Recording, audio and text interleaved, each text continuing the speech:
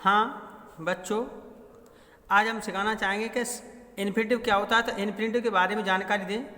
देखो, simple infinitive के बारे में बताएंगे कि इन्फिनेटिव क्या होता है।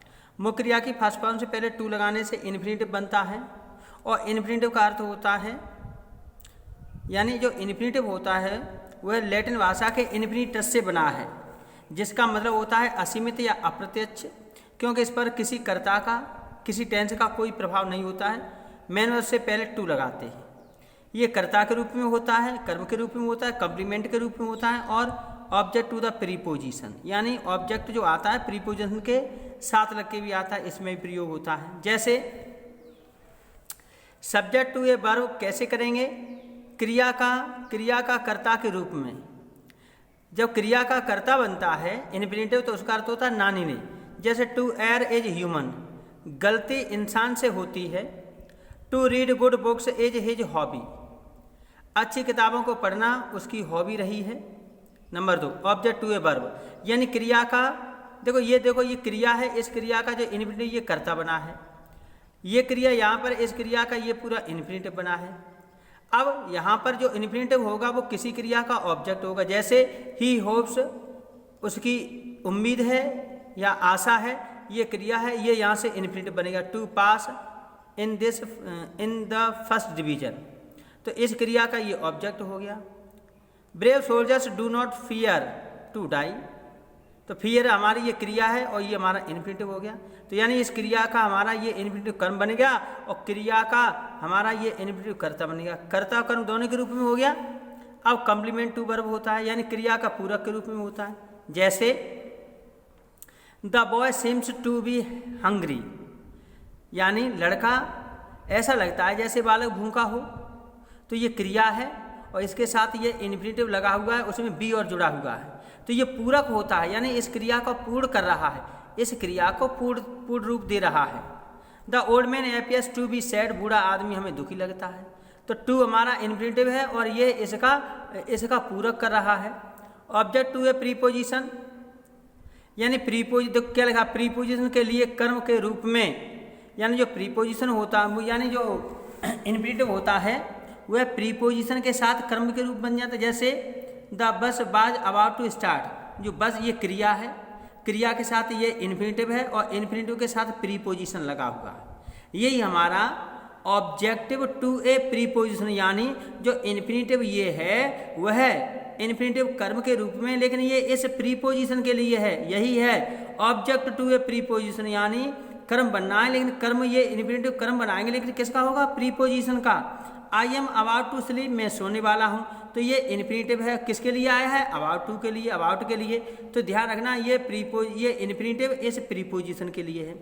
The doctor's sole desire is to care the sick man, cure the sick man, यानी जो डॉक्टर होते हैं उनकी एकमात्र इच्छा यही होती, चाह यही होती है कि वो मरीजों का इलाज करें।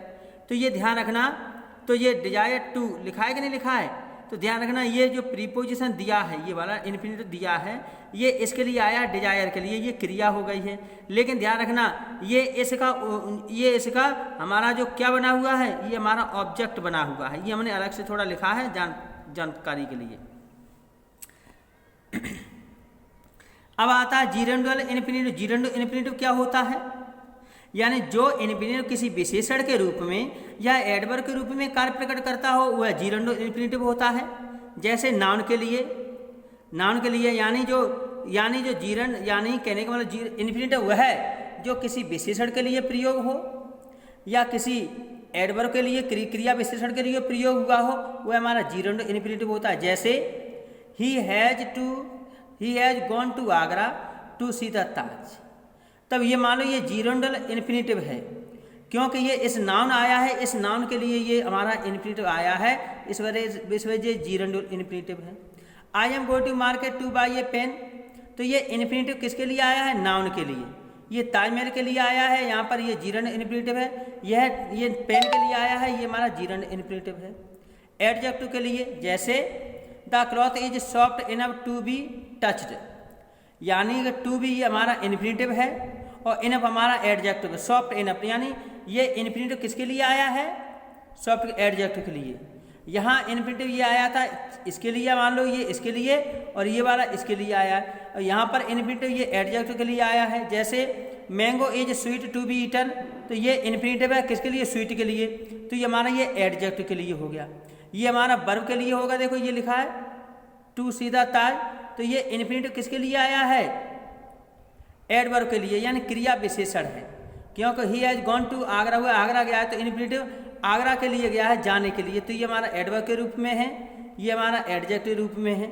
सेंटेंस के रूप में to stop the argument I kept silence, यानी ये हमारा इन्फिनेटिव, ये सेंटेंस है, ये भी एक सेंटेंस के रूप में आया पूरा, जो सेंटेंस के लिए आता है ये पूरे सेंटेंस के लिए आया है ये इन्फिनेटिव, इस वजह से ये इन्फिनेटिव सेंटेंस के लिए बन जाता है, क्योंकि ये सेंटेंस है इसके लिए ये इन्फिनेटिव आया है। इस तरह से आप इन्फिनेटिव ये पूरा सीखें, पढ़ें, और ज़्यादा जानकारी के लिए और भी हम डाल देंगे, और आप इसका पूरा स्क्रीनशॉट ले सकते हैं और इसको नोटबुक पर लिख करके समझ सकते हैं। अगर आपको लगे कि और भी कुछ इसमें मिलेगा तो चैनल को सब्सक्राइब जरूर करें। Okay, thank you for watching.